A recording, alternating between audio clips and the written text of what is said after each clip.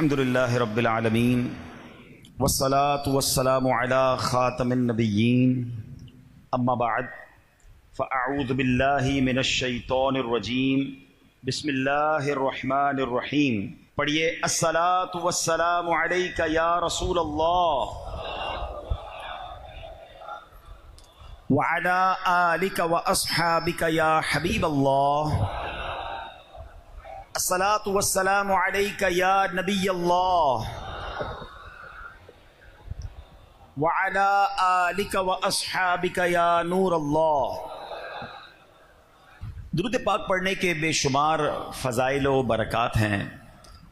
کعبے کے بدر الدجا، طیبہ کے شمس الضحیٰ صلی اللہ تعالی علیہ وسلم کا فرمان عالی شان ہے، من صلی علی حین یصبح عشرا، جس نے مجھ پر صبح 10 بار، وحین یمسی عشرا، اور جس نے شام 10 بار درود شریف پڑھے، ادرکتہ شفاعتی یوم القیامہ، اسے قیامت کے دن میری شفاعت ملے گی. اب 10 بار درود پاک صبح پڑھنے میں، 10 بار شام پڑھنے میں کتنی دیر لگتی ہے؟ یعنی اگر درود پاک کے فضائل کو جمع کریں نا تو عقل حیران ہو جاتی ہے کہ ہم جیسے گناہ گاروں کے لیے بخشش کا سامان، گناہ معاف کرنے کا وسیلہ کتنا آسان کر دیا گیا کہ تھوڑا سا عمل کریں اور گویا رحمتوں کی برسات شروع ہو جاتی ہے. وہ ایسا لگتا ہے کہ اللہ کی رحمت تو چھما چھم برسنا چاہتی ہے. وہ ہے نا رحمت حق بہا نمی جوید. بہا فارسی کا لفظ ہے جس کے معنی قیمت. وہ لکھتے فارسی شاعر کہ اللہ کی رحمت قیمت طلب نہیں کرتی.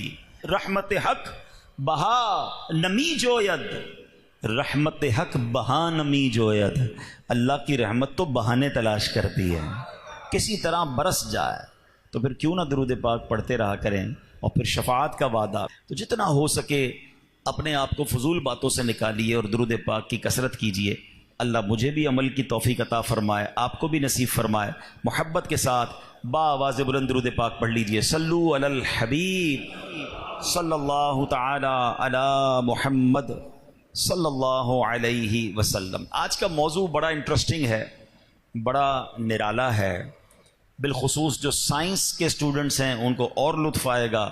جو اللہ کی قدرت کے نظاروں کو غور کرتے رہتے ہیں ان کو بھی انشاءاللہ بہت کچھ سیکھنے کو ملے گا. قرآن کے ذریعے، حدیثوں کے ذریعے اللہ کی ایک بڑی ہی نرالی عجیب مخلوق، اور اس مخلوق سے ہم کتنا فائدہ اٹھاتے ہیں، ہم انشاءاللہ سیکھیں گے. اور میرا خیال ہے کہ بہت ساری نئی معلومات، کیونکہ جب میں اس بیان کو تیار کر رہا تھا تو مجھے خود بہت ساری نئی معلومات ملی. توجہ کے ساتھ رہیں گے. اسٹارٹ کرتے ہیں بخاری شریف کی حدیث سے. حدیث پاک ہے، نبی پاک علیہ الصلوۃ والسلام کے ایک صحابی رضی اللہ تعالیٰ عنہ نے عرض کیا، نبی پاک کے پاس آئے اور آ کر عرض کرتے، حضور میرے بھائی کے پیٹ میں پرابلم ہے، ان کو پیٹ کی مسئلہ ہو گیا. اچھا، پھر یہاں تھوڑا سا رکتے ہیں. پہلے یہ سمجھتے ہیں کہ بھئی اگر پیٹ میں درد ہے یا کوئی بیماری ہے تو لاجک تو یہ کہتی ہے کہ ڈاکٹر کے پاس جائیں، مگر صحابہ کا عقیدہ اور ایمان دیکھیں کہ واٹ ایور پرابلم، جو بھی مسئلہ ہوتا تھا وہ کہیں اور نہیں جاتے تھے، دربار رسالت میں آ جاتے تھے. کیونکہ عقیدہ کیا تھا؟ واہ کیا جود و کرم ہے شہ بطحا تیرا، نہیں سنتا ہی نہیں مانگنے والا. نہیں تو سنتا ہی نہیں تھا نا، جو بھی آتا تھا اس کو عطا کیا جاتا تھا. تو حضور بھائی کا پرابلم ہے، پیٹ کا پرابلم ہو گیا ہے. تو نبی پاک علیہ الصلوۃ والسلام نے علاج کیا بتایا؟ پیارے آقا نے فرمایا اسے شہد پلاؤ. گھر گئے، شہد پلایا، بیماری اور بڑھ گئی. پھر آیا، حضور پیٹ صحیح نہیں ہوا ہے، فرمایا شہد پلاؤ. تیسری بار واپس آئے کہ حضور مسئلہ حل نہیں ہوا ہے بلکہ اور بڑھ گیا ہے، فرمایا شہد پلاؤ. جب چوتھی بار حاضر ہوئے نا کہ حضور ابھی تک مسئلہ حل نہیں ہوا، تو اللہ کے نبی علیہ السلام پتہ ہے کیا فرماتے ہیں؟ فرماتے ہیں اللہ پاک سچا ہے، تیرے بھائی کا پیٹ جھوٹا ہے، کیونکہ میرے رب نے فرمایا کہ شہد میں شفا ہے، جاؤ اسے شہد پلاؤ. کہتے چوتھی بار شہد پلایا تو پیٹ ٹھیک ہو گیا، شفا نصیب ہو گئی. اب اس واقعے میں دو تین بڑی باتیں اہم سمجھ آتی ہیں کہ ہمارا حال کیا ہے ہم کسی ڈاکٹر کے پاس جائیں، دوائی لیں، ٹھیک نہ ہو تب بھی ڈاکٹر سے بدظن ہو جاتے ہیں، حالانکہ کچھ بیماریوں کو ٹھیک ہونے میں ٹائم لگتا ہے۔ اچھا، ہمارا ایک اور پرابلم پتہ ہے کیا ہے؟ ہم دوائی لیں اور ٹھیک نہ ہو تو ڈاکٹر ٹھیک نہیں ہے۔ تو بھائی ڈاکٹر نے دوائی کے ساتھ ساتھ پرہیز کا بھی بتایا تھا، وہ بھول گئے ہیں؟ مثال کے طور پہ کسی کا گلا خراب ہے، ڈاکٹر صاحب گلا خراب ہے، ڈاکٹر صاحب نے گلے کی ٹیبلٹ دے دی، 1 ہفتے تک کھانا، 1 ہفتے تک کھایا، واپس گئے کہ ڈاکٹر صاحب ابھی تک گلا ٹھیک نہیں ہو گیا، پوری دوائی کھائی، پوری ڈوز کھائی ہے۔ اب ڈاکٹر نے پوچھا کہ ٹھنڈے پانی کا منع کیا تھا وہ چھوڑا؟ تو کہ ڈاکٹر صاحب میں تو دوائی بھی ٹھنڈے پانی سے پیتا تھا۔ تو ڈاکٹر صاحب نے کیا کہنا ہے، ساری زندگی دوائی پیو، گلا ٹھیک نہیں ہونا تو پرہیز بھی تو کرنی ہے نا۔ اچھا، لیکن اگر مرض ہی پڑ جائے، ریئیکشن ہو جائے، تو ہم کہتے ہیں اب ڈاکٹر بدل دو۔ مگر صحابہ کا عقیدہ دیکھو، آقا نے فرمایا شہد پلاؤ، شہد پلا رہے ہیں، بیماری گھٹ نہیں رہی اور بڑھ رہی ہے، مگر نبی پاک کا در نہیں چھوڑا۔ کہتے ہیں 4 بار اپنی جگہ 1000 بار آنا پڑتا، پھر بھی نبی پاک کے پاس ہی آتے تھے۔ تو یہ یقین تھا صحابہ کرام کا۔ ہاں، ایک بات میں ضرور بتا دوں، یہ تو پیارے آقا کی شان ہے نا، نبی پاک تو اگلے مرحلے بھی دیکھ رہے تھے کہ ٹھیک ہونا ہے شہد سے، لیکن ہمیں کوئی بھی علاج وہ ڈاکٹر کے، طبیب کے مشورے کے بغیر نہیں کرنا۔ ہر چیز ہر کسی کو مافق آ جائے، فائدہ مند ہو۔ باڈی کے پرابلمز الگ ہوتے ہیں، کچھ لوگوں کی طبیعتیں الگ الگ ہوتی ہیں، کسی کو ایک غذا کام دیتی ہے، کسی کو مناسب نہیں ہوتی، تو ڈاکٹر کے مشورے سے کرنا ہے۔ ہم اس واقعے سے یہ سیکھنا چاہتے ہیں کہ صحابہ کرام کا نبی پاک سے عقیدہ کیسا، اور سبحان اللہ، اور پھر پیارے آقا علیہ الصلوۃ والسلام نے کیا فرمایا کہ اللہ پاک سچا، تیرے بھائی کا پیٹ جھوٹا ہے، کیونکہ قرآن میں رب نے فرمایا ہے کہ شہد میں شفا ہے۔ تو اے میرے پیارے اسلامی بھائیوں، اس واقعے سے ہمیں کچھ شہد کے بارے میں سننے کو مل رہا ہے۔ اب ایک اور جگہ چلتے ہیں۔ عشق کی شرح میں بڑی پیاری بات علماء لکھتے ہیں کہ جو بیماری ان کو تھی نا، وہ شہد سے ٹھیک نہیں ہو سکتی تھی، کیونکہ شہد کے بارے میں یہ کہا گیا ہے کہ وہ قبض کو کھول دیتا ہے، مگر اللہ اکبر، میرے آقا علیہ الصلوۃ والسلام چاہیں تو اس کی تاثیر جو نارملی بتائی جاتی ہے اس کے برعکس میرے آقا حکم فرما دے تو علاج ہو جایا کرتا ہے۔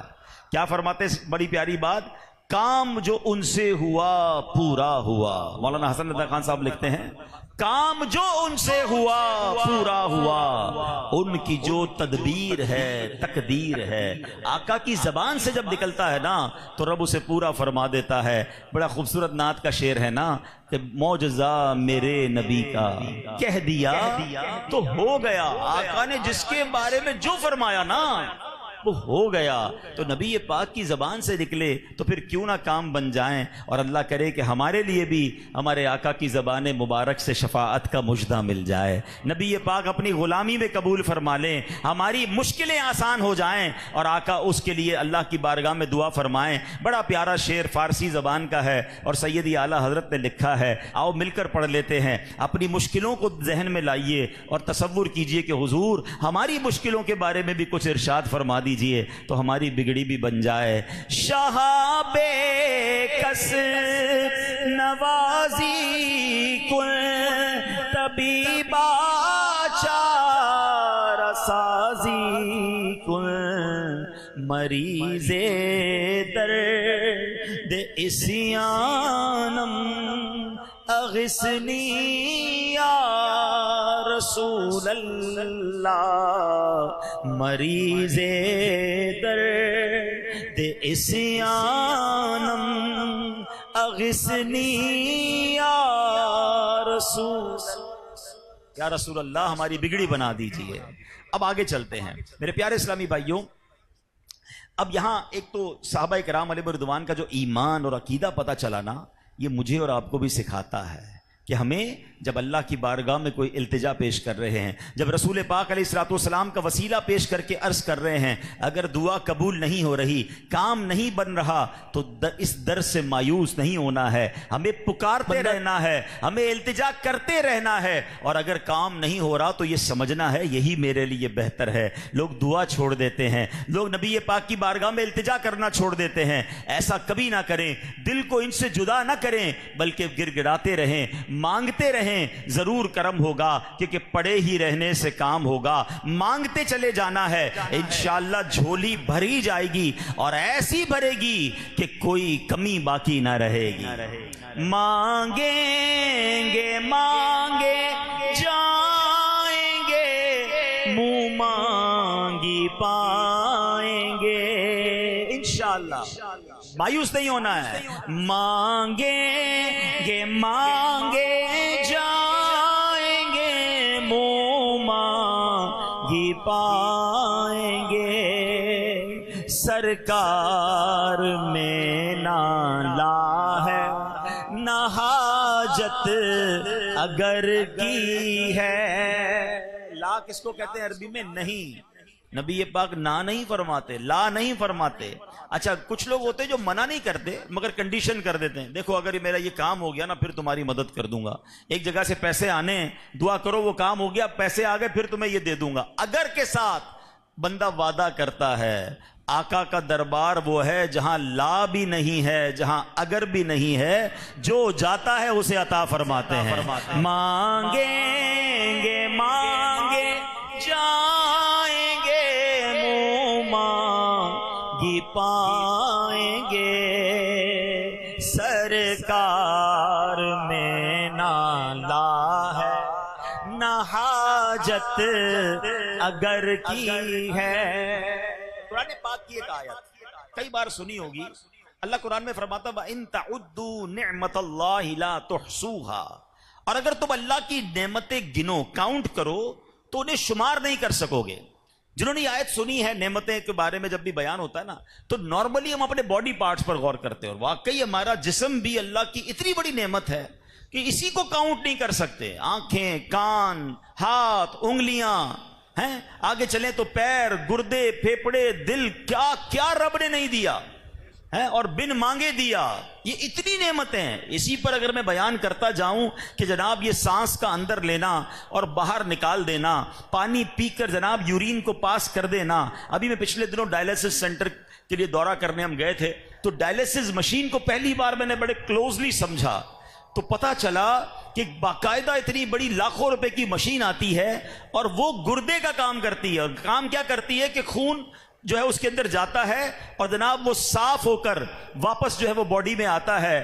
اللہ اکبر، کہ جو کڈنی کا وہ کام کرتی ہے۔ تو مجھے اندازہ ہوا کہ جو ہمارے گردے ہیں وہ اللہ نے کتنی بڑی ہمیں نعمت دی ہے، یعنی 20-20 لاکھ روپے، 25-25 لاکھ کی 4 گھنٹے ڈائلیسس کا پیشنٹ وہاں بیٹھتا ہے، بڑا تکلیف دہ عمل ہے، بڑی بڑی سوئیاں لگتی ہیں، اس کی رگوں کو کاٹ کر باقاعدہ ایک پورا سسٹم بنایا جاتا ہے۔ اللہ کسی دشمن کو بھی یہ بیماری نہ عطا فرمائے، ہماری نسلوں کو بھی اس بیماری سے دور فرمائے۔ مگر آپ غور کریں، صبح و شام میں پانی پی رہا ہوں، یورین بن کے نکل رہا ہے، صبح و شام میرا خون صاف ہو رہا ہے، یہ مشین بغیر رکے کام کر رہی ہے، مجھے کچھ بھی نہیں پتا اللہ نے اتنی نعمتیں دی ہیں۔ مگر میرے پیارے اسلامی بھائیوں، آج میرا موضوع چونکہ کچھ اور ہے کہ اتنی ساری نعمتوں کے بعد بھی اگر غور کریں نا تو یہ تو ہم اپنے اندر ہی نعمتیں ڈھونڈ رہے ہیں۔ اس کائنات کے ذرے ذرے میں رب کی جو نعمتیں ہیں، بہت سارے کیڑے مکوڑے، یہ اللہ کی بہت بڑی نعمت ہے، ہمیں نہیں پتا کہ کس کا کیا کام ہے۔ پرندے، چرندے، تتلیاں، مکھیاں ہیں، یہ سب اللہ نے کس لیے بنایا؟ یہ ہمارے لیے بنایا ہے۔ تو سائنس بھی کہتی ہے کہ بیکٹیریاز بھی کچھ ہوتے ہیں جو ہمارے لیے بڑے اچھے ہوتے ہیں۔ اب پچھلے دنوں میں ایک تحقیق پڑھ رہا تھا کہ جو ڈیٹاکس واٹر ہوتا ہے، آپ نے دیکھا ہوگا آج کل لوگ پیتے ہیں، پانی کے اندر ککڑی وغیرہ ڈال دیتے ہیں، پودینہ ڈال دیتے ہیں یا سیب ڈال دیتے ہیں اور پھر سارا دن وہ پانی پیتے رہتے ہیں۔ تو بتایا جاتا ہے کہ یہ چیزیں ڈالنے کی وجہ سے ایک بیکٹیریا پیدا ہوتا ہے۔ بچپن سے ہم نے تو یہی سنا کہ بیکٹیریا بڑا نقصان دہ ہوتا ہے، فرمایا گڈ بیکٹیریا ہے۔ یہ بیکٹیریا جب پیٹ میں جاتا ہے تو آپ کے پیٹ کے ہاضمے کو بہتر کر دیتا ہے۔ تو اللہ کی شان دیکھیں کہ کس کا کیا کام ہے۔ اب ہمیں آہستہ آہستہ چیزیں سمجھ آ رہی ہیں، مگر میرے رب نے تو بنائی ہے نا۔ تو آپ غور کریں، اللہ کریم نے جو پوری کائنات زمین پر جو کچھ ہے کس کے لیے بنایا؟ اے اشرف المخلوقات، آپ کو مبارک ہو۔ اللہ قرآن میں فرماتا ہے هو الذی خلق لکم ما فی الارض جمیعا، وہی ہے جس نے جو کچھ زمین میں ہے سب تمہارے لیے بنایا ہے۔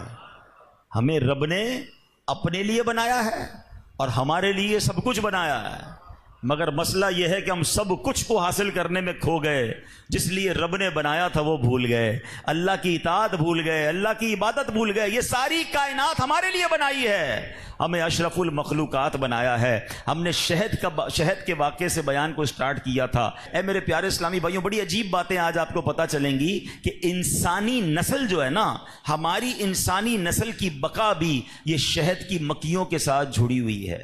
ایک رپورٹ کے مطابق اگر پوری دنیا سے شہد کی مکھیاں ختم ہو جائیں، 4 سال کے بعد انسانی نسل بھی ختم ہونا شروع ہو جائے گی۔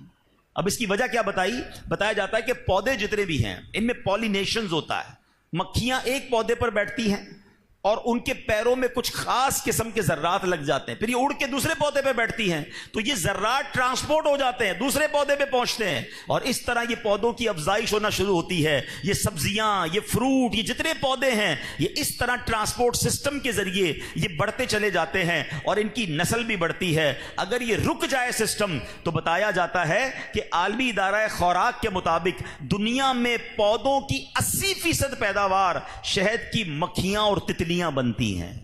یہ جو ٹرانسپورٹ ہو رہی ہوتی ہے ایک پودے سے دوسرے پودے سے تیسرے، فرمائے یہ اس کے اندر جو ذرات ہیں یہ ٹرانسپورٹ کرتی ہیں۔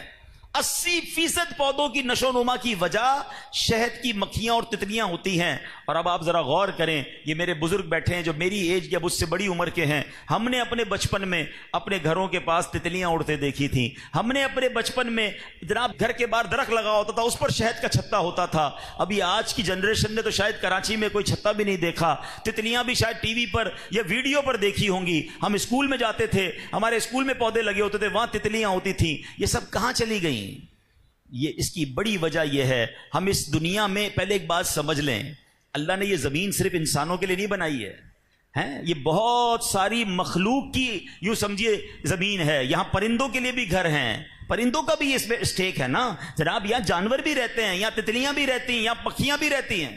ہم سمجھ رہے سب کچھ ہمارا ہے، توڑ دو سارے درخت کاٹ دیے۔ سبھی سوچا درخت پہ کون رہتا ہے؟ اللہ نہ کرے کسی کا گھر گرا دو، کتنی تکلیف ہوگی۔ ہم یہ سوچتے نہیں کہ ایک درخت گرا کر پتہ نہیں کتنے 100 پرندوں کا گھر ہم نے ختم کر دیا، کتنی مکھیوں کی یہاں رہائش تھی وہ ہم نے ختم کر دی، اور ایک دو نہیں پورے باغ ختم کرتے جا رہے ہیں۔ جناب ہمارا کراچی شہر، کبھی جہاز میں آئے نا کراچی تو آپ کو اندازہ ہوگا کہ ایسا لگتا ہے کانکریٹ کا جنگل ہے، صرف عمارتیں ہی عمارتیں، گرین نام کی درخت نام کی کوئی چیز اوپر سے نظر ہی نہیں آتی ہے۔ میں دنیا بھر میں سفر کرتا ہوں یار، جہاز اترنے سے پہلے جب ہم ملک کھڑکی سے نیچے دیکھتے ہیں نا تو آدھا ملک گرین نظر آتا ہے، ہر طرف سبزہ ہے، پھر بیچ میں کچھ مکان ہوتے ہیں۔ ہمارے یہاں تو کانسیپٹ ہی ختم ہو گیا ہے کہ درخت کا کیا کرنا ہے، پودوں کا کیا کرنا ہے۔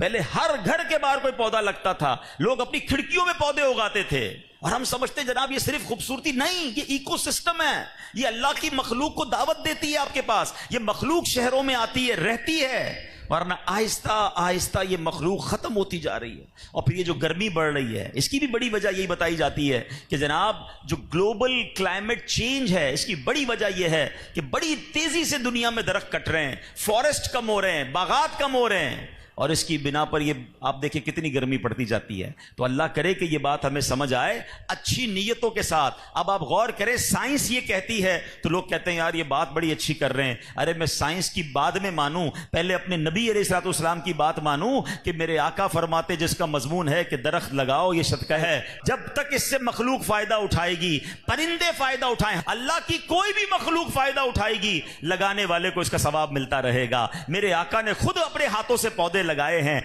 شجر کاری یہ نبی پاک کا طریقہ ہے، تو مسلمان کے لیے تو یہی کافی تھا۔ سائنس بتاتی نہ بتاتی، ہم اس سنت پر عمل کرتے، ہم خوشحال رہتے، ہمارے بچے پرندوں کو دیکھتے۔ ہم صبح اٹھتے تھے کراچی میں، ہمیں کوئل کی آواز آتی تھی، ہمیں بڑے اچھے اچھے پرندوں کی آواز آتی تھی۔ اب وہ ساری آوازیں پتہ نہیں کہاں گئیں، کیونکہ ہم نے درخت کاٹ کاٹ کے ان مخلوقوں کو اپنے آپ سے دور کر دیا۔ تو اے میرے پیارے اسلامی بھائیوں، میں صرف کراچی کی بات نہیں کر رہا، آپ سب سے یہ گزارش کروں گا کہ اللہ کی ان مخلوق کی قدر کیجئے۔ یہ رب نے کائنات کو ہماری خدمت کے لیے بنایا ہے، اگر ہم ان چیزوں کو دور کرتے چلے جائیں گے اس کا نقصان ہمیں اٹھانا پڑ رہا ہے اور آگے بھی جا کر اٹھانا پڑ سکتا ہے۔ اب آؤ، میرے رب نے قرآن میں شہد کی مکھی کو نصیحت کی۔ اب سنیں کیا خوبصورت کلام، قرآن کا انداز دیکھیں۔ اللہ قرآن میں ارشاد فرماتا ہے، اچھا مزے کی بات یہ ہے شہد کی مکھی کی اہمیت شاید ہمیں نہ پتہ ہو، قرآن میں صرف ذکر نہیں ہے، قرآن کی پوری سورت کا نام سورہ نحل ہے.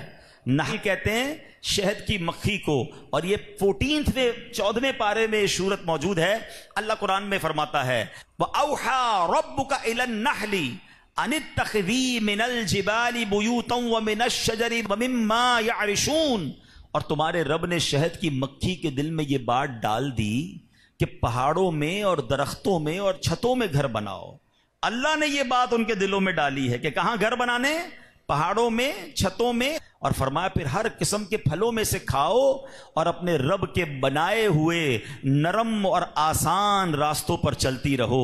پھر آگے کیا فرمایا؟ یخرج من بطونها شراب مختلف الوانه فیہ شفاء للناس.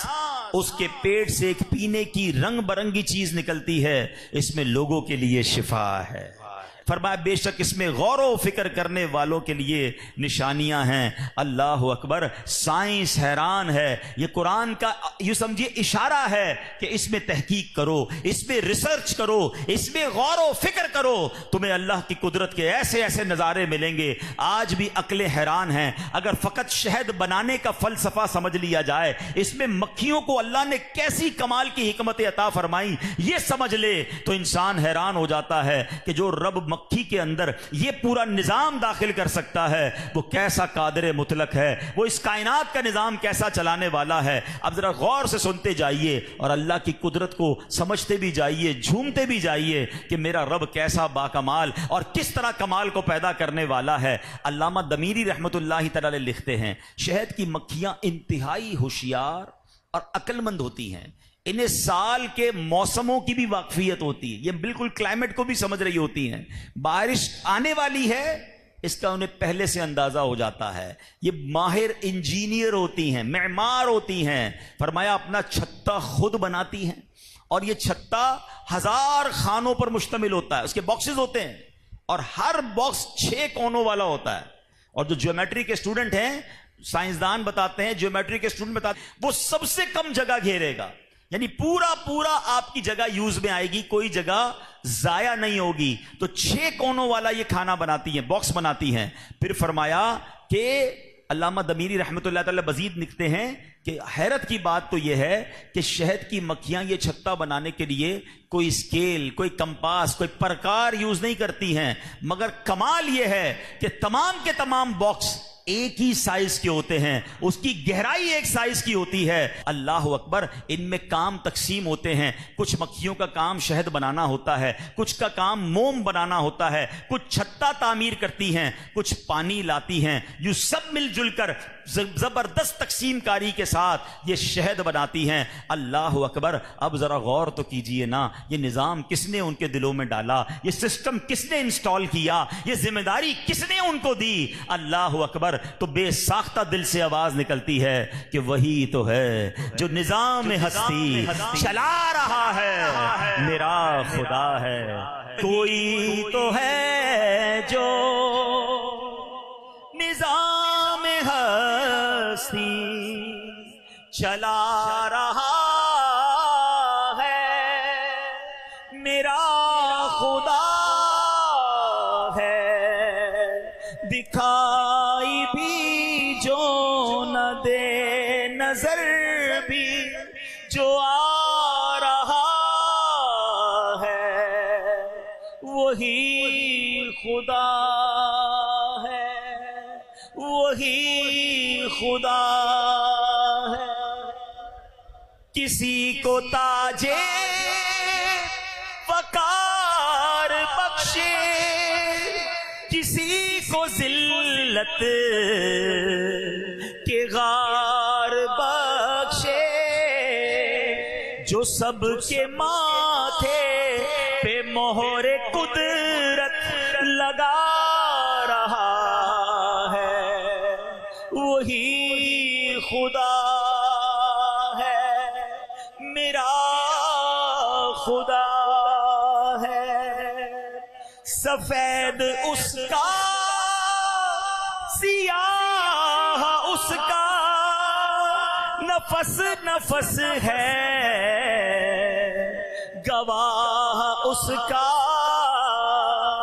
جو شعلہ جان جلا رہا ہے بجھا رہا ہے وہی خدا ہے میرا خدا۔ کیوں اللہ سے پیار نہ کریں؟ ہیں کیسے بد نصیب لوگ ہیں جو کہتے ہیں دنیا میں اللہ ہی نہیں ہے، کوئی خدا ہی نہیں ہے۔ ارے مجھے بتاؤ تو صحیح، کیا بغیر سسٹم بنائے، بغیر آرڈر دیے کبھی اس طرح کوئی تعمیر ہو سکتی ہے چیز؟ ایک شہد کا چھتا بتا رہا ہے کہ ایک ایک مکھی کو پتا ہے میں نے کیا کام کرنا ہے، ایگزیکٹلی کام نان اسٹاپ صدیوں سے جاری ہے اور قیامت تک جاری رہے گا۔ تو اے میرے پیارے اسلامی بھائیوں، اب یہاں سیکھنا کیا ہے؟ ایک تو شہد کے بارے میں پتا چلا، اللہ کی قدرت کے بارے میں پتا چلا، آگے جا کے بتاتا ہوں آپ کو کہ شہد کتنی بڑی شفا والی چیز ہے، استعمال کرنا چاہیے۔ مگر ہم نے اس قرآن کی آیت سے جو سیکھنا بیان کروں گا، اس آیت کو خوبصورت انداز سے سمجھتے ہیں۔ قرآن کی کیا بات ہے؟ اللہ نے قرآن میں کیا فرمایا؟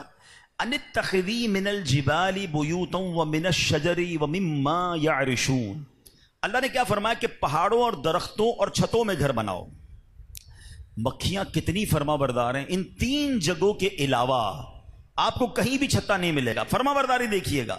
پھر فرمایا ہر قسم کے پھلوں سے کھاؤ۔ کیا فرمایا؟ پھلوں سے کھانا ہے۔ گندگی پر کبھی بھی آپ کو شہد کی مکھی نظر نہیں آئے گی۔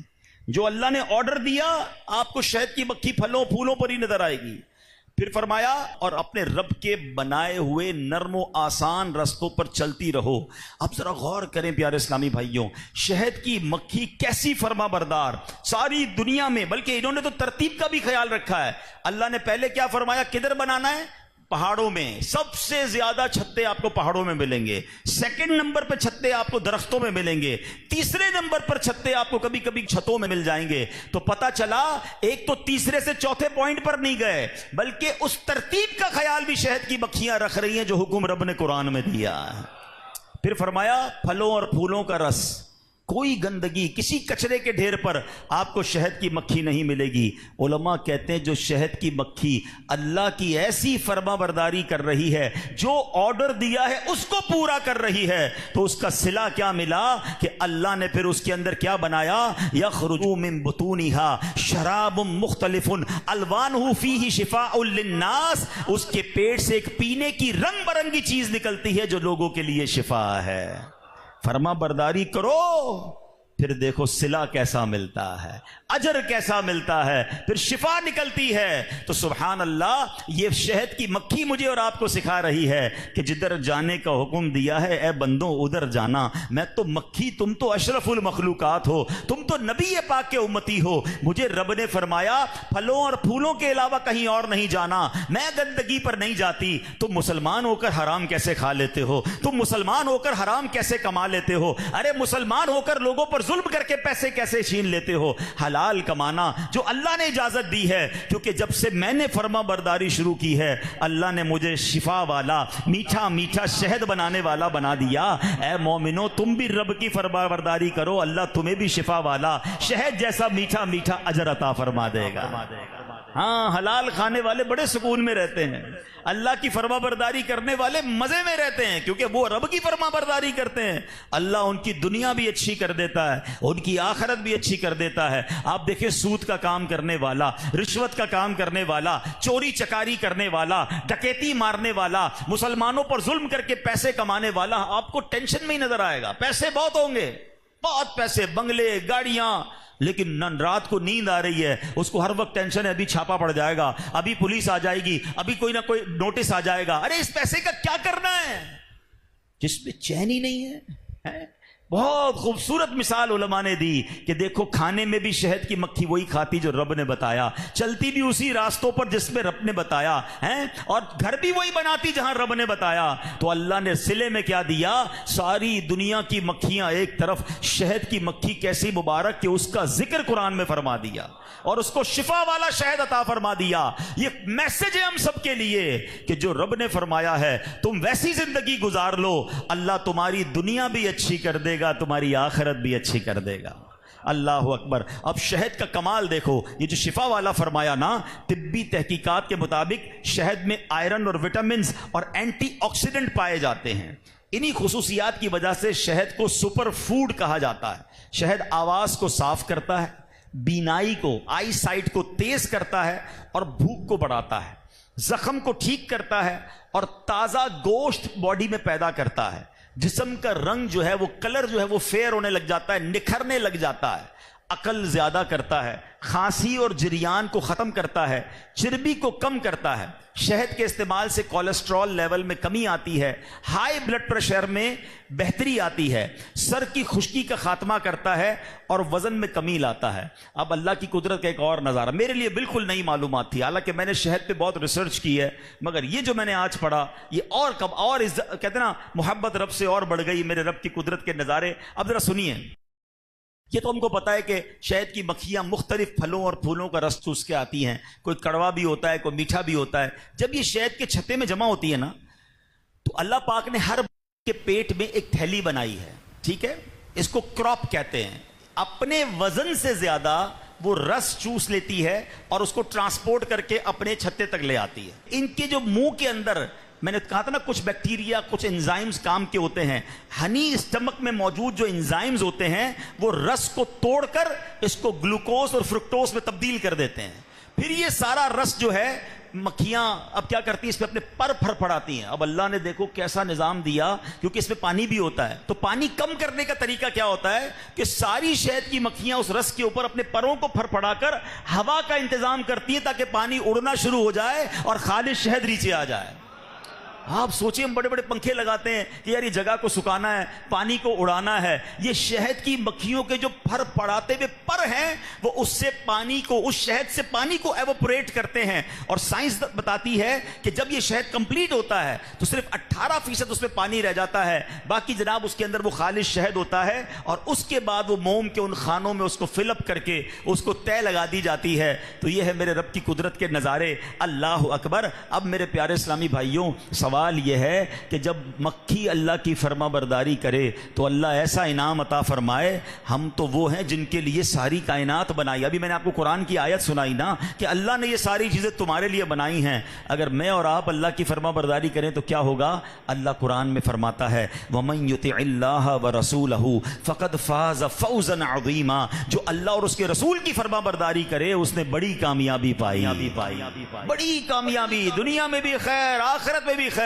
بس فرما بردار بن جاؤ، نافرمانی نہیں کرنی۔ اور جب فرما بردار بنتے تو ملتا پتہ ہے کیا ہے؟ حضرت سلمان فارسی رضی اللہ تعالی، بڑے کمال کی ہستی ہیں، بڑا پیار ہے مجھے ان سے، ہاں ان کی ہسٹری ایسی ہے، کبھی الگ سے موقع ملا حضرت سلمان فارسی کے بارے میں بیان کریں گے کہ کتنی مشکلوں سے یہ نبی پاک کے پاس پہنچے، کتنی طویل عمر تھی، اور جو 1980-90 میں مکے مدینے گئے ہوں گے انہوں نے حضرت سلمان فارسی کا باغ بھی دیکھا ہوگا کہ مدینے میں وہ باغ تھا جو نبی پاک نے اپنے ہاتھ سے پودے لگائے تھے۔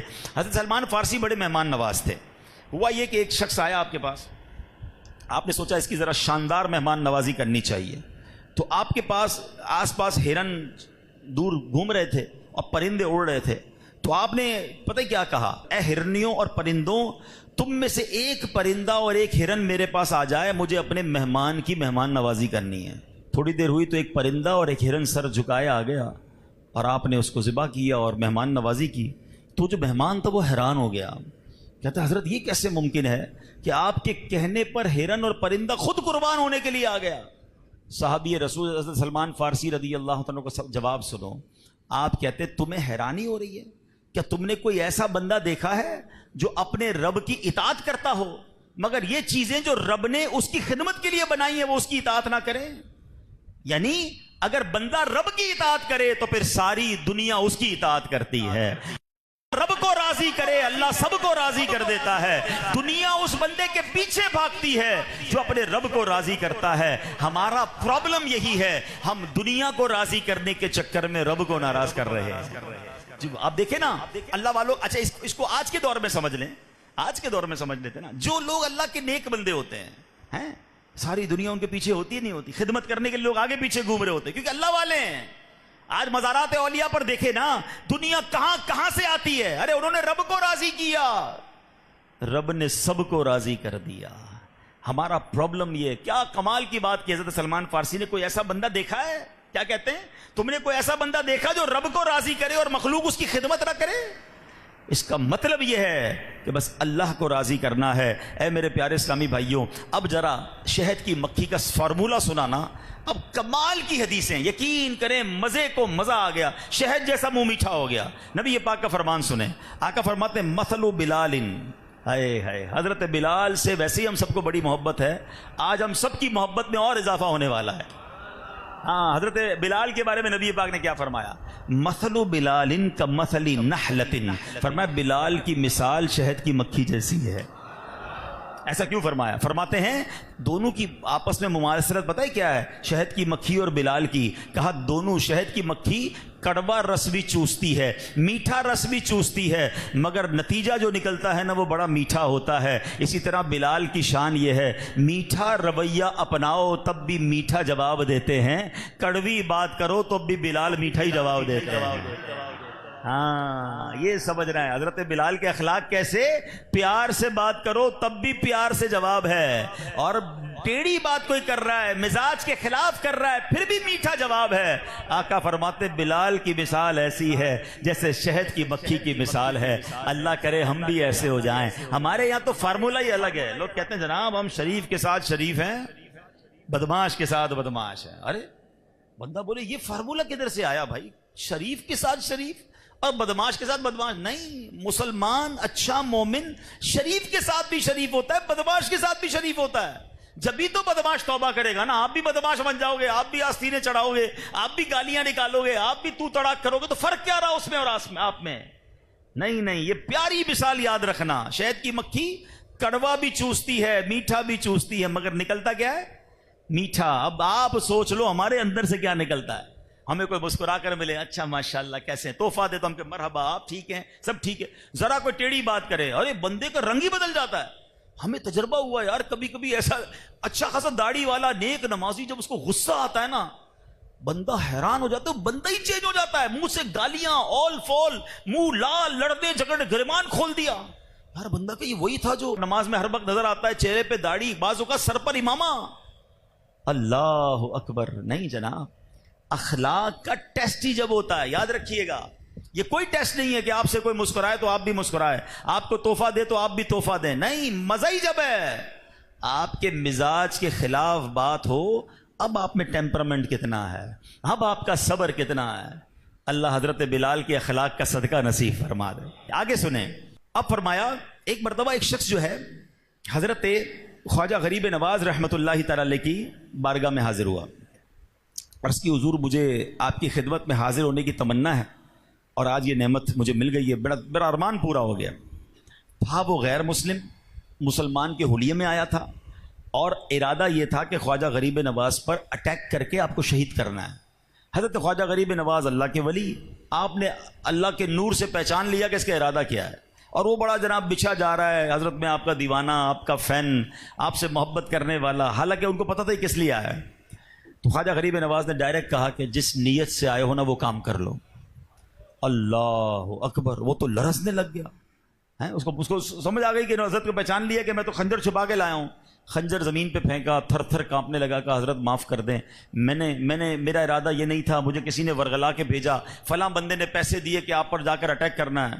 اب جب خواجہ غریب نواز کے سامنے اس نے کسی کا نام لیا نا، تو خواجہ صاحب نے فرمایا کسی کا نام مت لو، کسی کا راز مت کھولو۔ اب جب اس نے غیر مسلم نے یہ دیکھا کہ مسلمان ایسے ہوتے ہیں، اللہ والے ایسے ہوتے ہیں، غیر مسلم نے جب یہ دیکھا تو کلمہ پڑھ کر وہ مسلمان ہو گیا، اور خواجہ غریب نواز کے غلاموں میں شامل ہو گیا۔ کڑوا ملا، نکلا کیا بتاؤ نا؟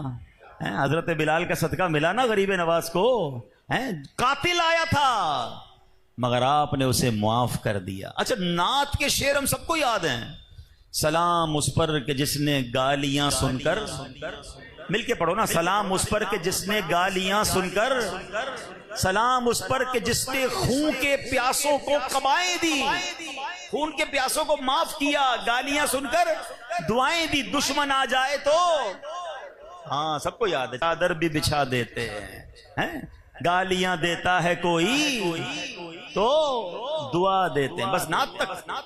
ہم کو تو کوئی گالی دے، اس کو ایک یاد ہے، مجھے 7 یاد ہیں، میں بتاؤں گا، اس کے خاندان تک کو سیدھا کر کے آؤں گا۔ ہے کوئی پتھر ایک تو مارے میں گھر توڑ کے آ جاؤں گا اس کا، اینٹ کا جواب پتھر سے، ٹٹ فور ٹٹ. کمال ہے یار. اچھا نعتیں سب پڑھ رہے، سلام آقا کو کر رہے ہیں، لڑائی ہم روز کر رہے ہیں. او بھائی ہم بھی تو سیکھیں.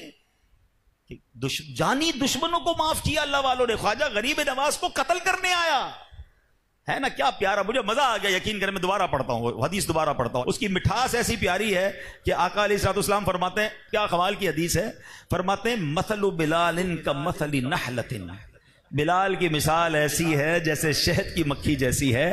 غدت تأکلو من الحلو والمر، فرمایا کہ شہد کی مکھی کی کیوں ہے کہ کڑوے پھولوں کا رس بھی چوستی ہے اور میٹھے بھی چوستی ہے. ثم ہوا حلو کلہ، مگر جو نتیجہ نکلتا ہے وہ سارے کا سارا میٹھا ہی ہوتا ہے.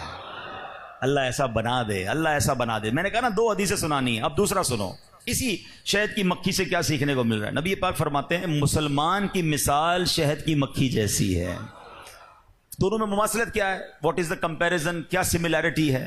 فرمایا اکلت طیباً ووضعت طیباً، شہد کی مکھی صرف اور صرف پاک کھاتی ہے اور جو نکالتی ہے وہ بھی پاک ہی ہوتا ہے. جس شاخ پر اپنا چھتا بنا لیتی ہے اسے توڑتی ہے نہ وہاں فساد پھیلاتی ہے. اللہ اکبر، کیا اللہ کی مخلوق ہے. اور نبی پاک کی مثال کیسی دینے کا انداز ہے. اب سوچ لو کہ بندہ مومن کون ہوتا ہے، حلال و طیب ہی کھاتا ہے اور اس کے نتیجے میں جو طاقت ملتی ہے، جو اسے قوت ملتی ہے، اس کے ذریعے اخلاق و کردار سے وہ مسلمان اچھا کردار پیش کرتا ہے، وہ پاک اور طیب کردار ہوتا ہے. بندہ مومن جہاں ٹھہرتا ہے، جس شہر میں رہتا ہے، جس محلے میں رہتا ہے، وہاں فساد نہیں پھیلاتا، وہاں جھگڑا نہیں پھیلاتا. یہی شہد کی مکھی کرتی ہے نا. جس درخت پر چھتا ہو وہ فساد نہیں پھیلاتی. اب ہم غور کر لیں، کیا ہم پاک کھاتے ہیں؟ اور جو کھانے کے بعد طاقت ملتی ہے وہ طاقت میں کردار اچھا اپناتے ہیں یا بدماشی کرتے ہیں؟ اور جس محلے میں، جس شہر میں، جس ملک میں رہتے ہیں، یا اس ملک میں فساد پھیلاتے ہیں، یا اس محلے اور اس ملک میں ہماری وجہ سے امن و سکون ہے، ہماری وجہ سے خوشیاں ہیں. یقین کریں یہ ایک حدیث بہت کچھ سکھا رہی ہے. There are brilliant messages. اگر سمجھنے والا ہو تو سمجھ جائے کہ کم از کم یار میں شہد کی مکھی جیسا تو بن جاؤں. کہ آقا نے فرمایا بندہ مومن وہ ہوتا ہے جیسے شہد کی مکھی ہوتی ہے. پہلی نیت یہ کر لیں کہ آج کے بعد حرام نہیں کھائیں گے انشاءاللہ، حرام روزی کے قریب بھی نہیں جائیں گے. یار کتا بھی کھانے سے پہلے سونگتا ہے کہ یار یہ آیا کدھر سے، ہڈی بھی سونگے، ڈائریکٹ نہیں کھائے گا. ہم نہیں چیک کریں گے حلال کھا رہا ہوں حرام کھا رہا ہوں. ہیں بڑی بڑی دل کو ٹچ کرنے والی پوسٹ پڑی تھی ایک بار سوشل میڈیا پہ. ہیں کسی غیر مسلم ملک میں کوئی گیا اور جا کر اس کو کہا یار مجھے آپ سے مال لینا ہے. اچھا اس مال پر ہے نا ریٹ غلط لکھ دو، میڈ ان فلاں کی مہر لگا دو، ساری ملاوٹیں کروائیں اس سے. انگریز تھا وہ اس سے. اور آخر میں لنچ ٹائم ہوا تو کہتا ہے کھانا کھانا ہے، کھانا مجھے حلال کھانا ہے. کون سے حلال ریسٹورنٹ میں کھانا ملے گا، ہم آپ کا کھانا نہیں کھا سکتے. تو اس انگریز نے کہا کہ تمہارے مذہب میں صرف گوشت حلال کھانا ہی ہے یا روزی بھی حلال کھانا ہے؟ یعنی ہم کسی کو کہیں نا سور کھاؤ، اللہ اللہ اللہ کیسی باتیں کر رہے ہو، ہم مسلمان سور کیسے کھائیں گے؟ جھوٹ بول کر کاروبار کر لیں گے. تو یہ تو حلال تھوڑی، یہ بھی تو حرام ہے. رشوت لے کر جو کھا رہا ہے تو وہ کیا کھا رہا ہے؟ حلال کھا رہا ہے. کسی کا مال چھین کر، دھوکہ دے کر، غلط مال بیچ کر کتنے طریقوں سے لوگ حرام کما رہے ہیں. وہ حرام سارے کمانے والوں کو بولو حرام کھاؤ تو کہیں نہیں غیر ذبیحہ نہیں کھائیں گے، مسلمانوں کا کھائیں گے. بھائی وہ بھی بالکل ٹھیک ہے، پاک ہی کھانا ہے، مگر جن پیسوں سے خریدنا ہے نا وہ بھی پاک ہونے چاہیے، وہ بھی حلال ہونے چاہیے، وہ روزی بھی حلال ہونی چاہیے. تو نیت کر لیں کہ انشاءاللہ حلال و طیب کھائیں گے جب بھی کھائیں گے. دوسری کتنی پیاری بات کہ جو کھانے کے بعد طاقت ملے، جو آپ کے کردار ہیں، اخلاق ہیں، وہ شہد کی مکھی کا کیا نکلتا ہے؟ میٹھا نکلتا ہے نا، پاک نکلتا ہے. میرے پاس جو آئے وہ خوش ہو کر جائے، میں مسکرانے والا ہوں، میں با اخلاق ہوں، کوئی بات بری بھی لگے تو معاف کرنے والا بن جاؤں. اور تیسری بات تو بڑی ضروری ہے آج کے دور میں کہ جہاں رہتے ہو اس جگہ کو تو بدنام نہ کرو یار. اپنے محلے، اپنے شہر، اس کی قدر کریں. جس طرح میں اپنے گھر کی قدر کرتا ہوں، اپنے گھر کے باہر کی سڑک کی بھی قدر کروں. میرا گھر صاف رہے اور میری گلی گندی رہے، یہ کیسے ہو سکتا ہے؟ وہ بھی میری ہے، یہ شہر بھی میرا، یہ محلہ بھی میرا، اس کا امن و سکون بھی میرا، اس کے شہری بھی میرے. اگر اپنے وطن سے ہی محبت نہیں کریں گے، اپنے شہر سے محبت نہیں کریں گے تو پھر میں کیسا مسلمان ہوں؟ کہ میری وجہ سے فساد پھیلتا ہے، میری وجہ سے بد امنی پھیلتی ہے، بڑا دل دکھتا ہے یقین کریں. اور آج یہ حدیث بھی ایسی سامنے آ گئی کہ شہد کی مکھی جس درخت پر رہتی ہے, جس پہاڑ پر رہتی ہے, ادھر فساد نہیں کرتی ہے, اس کو بدنام نہیں کرتی, ادھر گڑبڑ نہیں کرتی ہے. اللہ کرے کہ ہم بھی اپنے وطن کے خیر خواہ بن جائیں. میری وجہ سے ایک نیت کر لو آج, یا اللہ مجھے ایسی زندگی عطا فرما کہ میری وجہ سے میرے دین کا نام بھی روشن ہو, میرے وطن کا نام بھی روشن ہو. خدا کی قسم پاکستان بہت بڑی نعمت ہے. جن ملکوں میں آزادی نہیں نا ادھر جا کے پوچھو. ابھی تھوڑے دنوں پہلے جو حالات ہوئے تھے, ہمیں پتہ ہے کہ ہم سب کی کیا کیفیت تھی, کہ ہمارا وطن ہے تو ہم ہیں, اللہ نے اس کی حفاظت فرمائی. اللہ ہمیشہ ہمارے وطن کی حفاظت فرمائے. اور یہ وطن ختم ہونے کے لیے نہیں بنا ہے. ہاں, یہ 27 رمضان کو رب نے تحفہ دیا ہے, اللہ کرے اس تحفے کی ہم قدر کر لیں. یہ اللہ کی شان ہے, یہ اللہ کے رازوں میں سے ایک راز وطن ہے.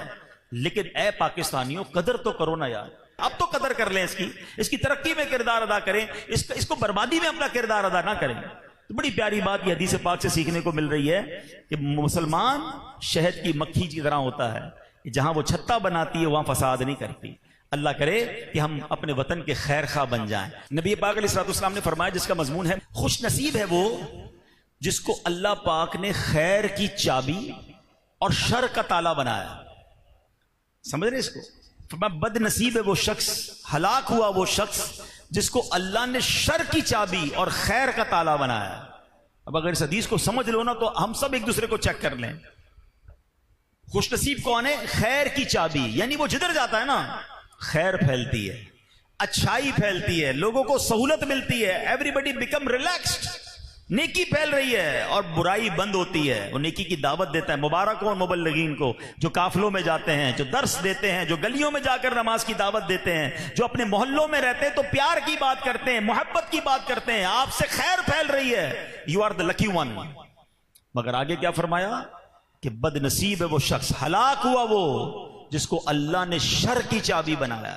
جدھر جاتے برائی پھیلتی ہے. ایسے ایسے لوگ ہیں, ان کے پاس جب بیٹھو کوئی نیا فراڈ کا طریقہ بتا رہے ہوں گے, کوئی نیا چوری کا طریقہ بتا رہے ہوں گے, کوئی نیا بے حیائی کا طریقہ بتا رہے ہوں گے, کوئی نئی جناب گندگی پھیلا رہے ہوں گے. لوگ ان کے پاس بیٹھ کے برائی سیکھتے ہیں اور خیر کا وہ تالا ہوتے ہیں. ان کے پاس جاؤ تو اچھا کام کرنے والا بھی اچھا کام چھوڑ دیتا ہے. ایسے دوست ہوتے ہیں نا, بندہ نماز شروع کر دے اور ان کے پاس جائے, کہتا ہے کیا ہو گیا بھائی, روز نماز پڑھنے کی کیا ضرورت ہے, معاذ اللہ جمعہ پڑھ لینا کافی ہے. ان کے پاس جا کر نمازی بے نمازی بن جاتا ہے, ان کے پاس جا کر پرہیزگار گناہگار بن جاتا ہے. اب بندہ کبھی زندگی میں نشہ نہ کیا ہو, ان کے ساتھ بیٹھے شرابی بن جاتا ہے. کتنے بد نصیب ہیں وہ لوگ جن سے خیر نہیں شر پھیل رہا ہے.